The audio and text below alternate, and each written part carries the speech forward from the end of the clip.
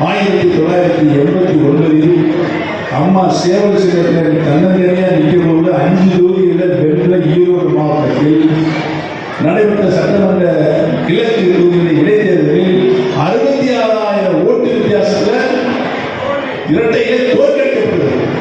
அதுக்கு யார் காரணம்? ஐயா சொல்லுங்க, சட்டம் போட்டு சொல்லுங்க. யாரு?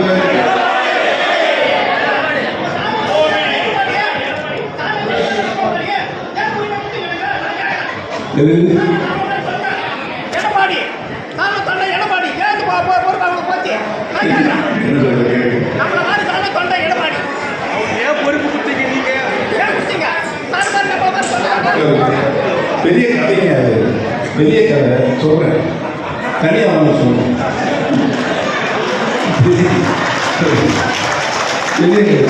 உங்களுடைய உணர்வு, உங்களுடைய ஆதரவு இன்னைக்கு இந்த ஆட்சியை அம்மா அமைச்சு கொடுத்து இந்த ஆட்சியை இழந்திருக்கிறதுனா அதுக்கு காரணம் யாரு? அதுக்கு ஏகப்பட்ட காரணம் இருக்கு, ஏகப்பட்ட காரணம் இருக்கு, சொல்ல முடியாது. எனக்கெல்லாம் ஒரு முழுல எல்லாருக்குமே ஒரு உண்மை தெரிஞ்சாகணும். எல்லாருக்குமே தமிழ்நாட்டில் இருக்க மக்களே, நம்ம கட்சிக்காரர்களே, நாம் தெய்வமாக வைத்த புரட்சி தலைவி மாண்பு அம்மா அவர்களுடைய அலுவலகமாக இல்ல அலுவலகமாக பயன்படுத்திய கொடநாடு. அந்த கொடநாட்டில்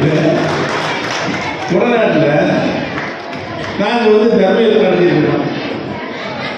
தர்மயுத்தம் ஏப்ரல் மாதம் அந்த கொள்ளை 6 வீல் போச்சு. பச்சை கொடநாடு.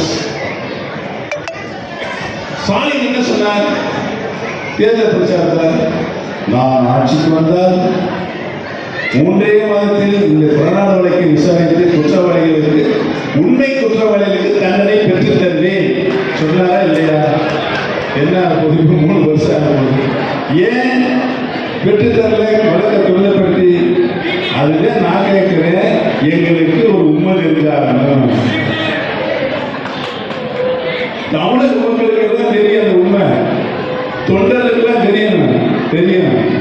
ஆனா வெளிப்படையா மிக தமிழக முதல்வர் ஸ்டாலின் அவர்கள் நீங்க சொன்ன வாக்கை காப்பாற்றணும்.